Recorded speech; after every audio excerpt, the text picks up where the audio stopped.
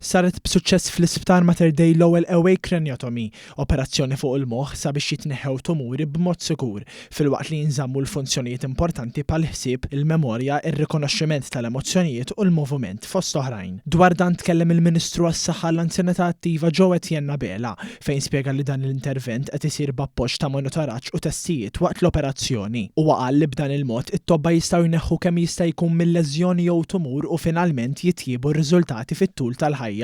It-tim eċċezzjonali li għandna għamel l-ewwel operation fuq ir-ras bil-pazjent imqajjem. Dan huwa avvanz importanti għal pajjiżna u nixtieq nirringrazzja t-tim eċċezzjonali mmexxi minn Dr. Jasmina Dukic.